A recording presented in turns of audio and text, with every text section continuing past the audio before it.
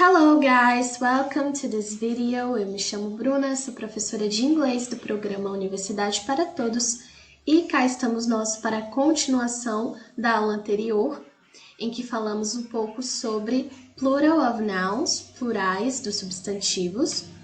E hoje nós vamos dar continuidade a essa aula falando mais especificamente sobre as regras dos plurais dos substantivos em inglês, ok? Então vamos lá.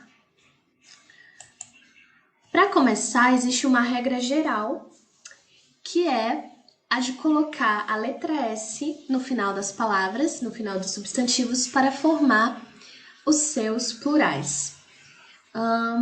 Essa regra a gente também usa bastante na língua portuguesa e é uma regra bem fácil, bastante intuitiva, que é a colocação do S, né? Então, como exemplo dessa regra, nós temos a palavra notebook, que significa caderno, e no plural vira notebooks, com o S aí no final da palavra. Temos também o substantivo eraser, que significa apagador, e que no plural a gente coloca o S no final e vira erasers, ok?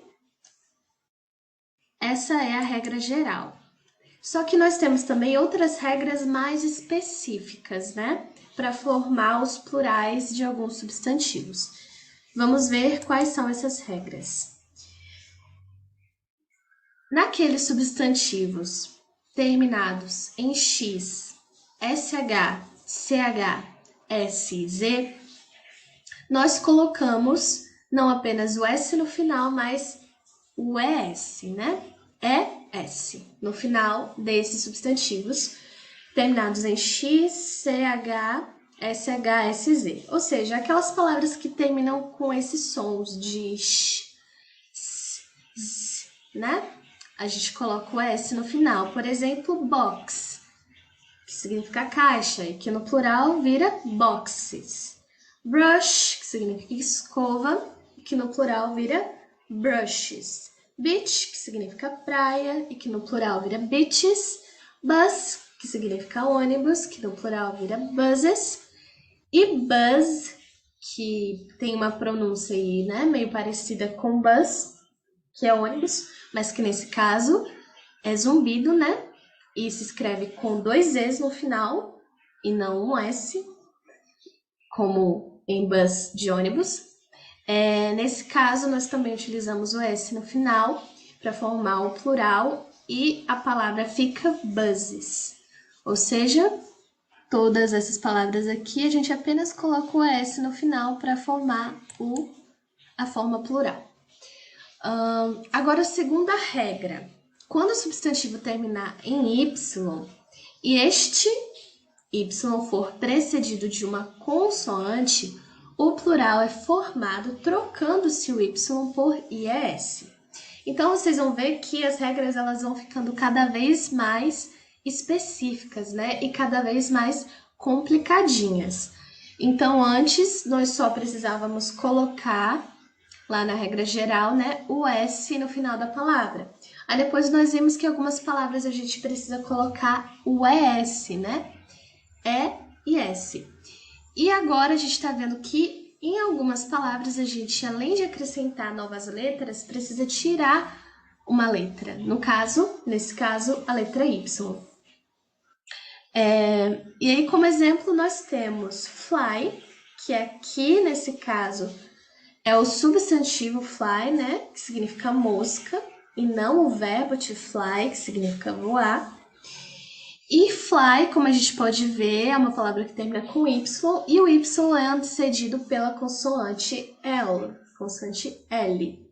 Então, o que a gente faz? A gente tira o Y e acrescenta IES no lugar. Baby, a mesma coisa. A gente vai tirar o Y, que é antecedido pela consoante B, B, e aí vai tirar o Y e acrescentar o IES no lugar também. Agora, quando o Y do substantivo for precedido de uma vogal, nós usamos a regra geral, voltamos lá para a regra geral de acréscimo do S. Aí vocês percebam que antes A gente estava falando dos substantivos que terminam com Y, mas o Y é antecedido por consoante. Naqueles casos, nós retiramos o Y e acrescentamos o IES. Neste caso aqui, estamos falando de substantivos, palavras terminadas com Y, mas o Y antecedido por vogal. Nesse caso, a gente vai voltar para a regra geral de colocação do S. Então, nós temos aqui o substantivo play, que nesse caso significa peça teatral, né? Peça de teatro, não é o verbo to play, que significa tocar. Play termina com Y e o Y, como vocês podem ver, é antecedido da vogal A, da vogal A em inglês. E aí, o que a gente faz? Apenas acrescenta o S no final da palavra. Toy é a mesma coisa. A gente vai apenas acrescentar o S e vira toys. Agora a terceira regra. Para os substantivos terminados em O, só que o O precedido de uma consoante, o plural é formado acrescentando-se ES. Nesse caso aqui, a gente não vai tirar nada também, vai apenas acrescentar ES depois da última letra. Então, nós temos como exemplo tomato, que significa tomate, que é terminado, ou que a palavra termina com O, e o O, como vocês podem ver, é antecedido de consoante, a consoante T. Como é que fica na forma plural? Tomatoes, com a S depois do O. Agora, se o O for precedido de vogal, o que a gente faz? A gente volta para a regra geral de colocação do S.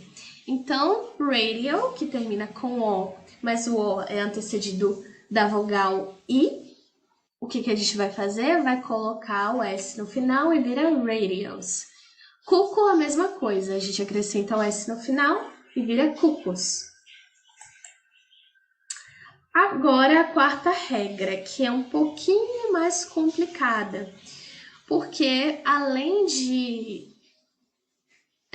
trocar, né, substituir, tirar uma letra, nós vamos substituir essa letra por outra que é levemente parecida. Então, nesses substantivos terminados pela letra F ou FE, o que a gente vai fazer? A gente vai trocar a letra F ou FE, ou as letras FE, por VES. Então, o F ele vai virar V nessas palavras. E aí a gente sabe que o F e o V eles têm uma sonoridade meio parecida, né? Na verdade, a gente pronuncia essas letras da mesma forma, só que a diferença é que o V ele é vocalizado e o F não. Então, elas são meio semelhantes. O que pode causar aí uma confusão quando vocês escutarem, né, as palavras, acharem que é F, mas não é V. Então, vamos ver alguns exemplos dessas palavras. A forma singular e depois plural. Nós temos calf, que significa bezerro, e que no plural fica como? Fica calves? Não, fica calves, né? Com V. V e depois é S. Temos também o substantivo elf, que significa duende, e que no plural vira elves. Half, que significa metade, que no plural vira halves, com V também. Knife, que vira knives. Leaf, que vira leaves. Life, que vira lives. Loaf, que vira loaves. Self, que vira selves. Shelf, que vira sheaves.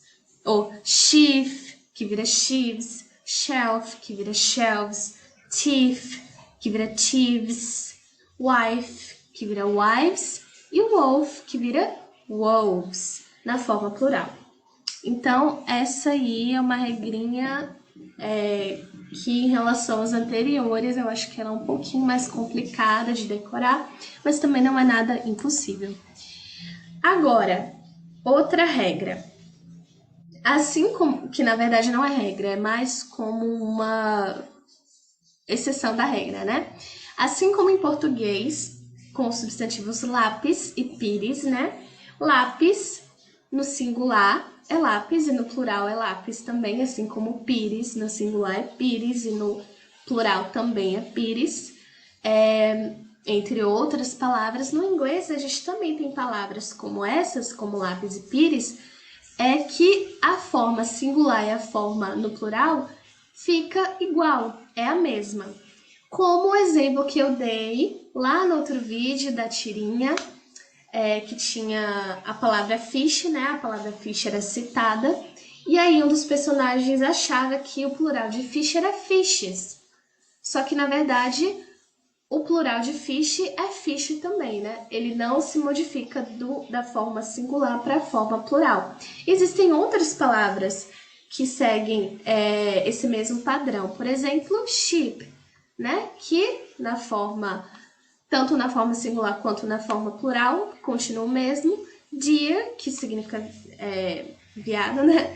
E que na forma plural também fica a mesma coisa. Truth, que significa truta, que na forma plural também é truth.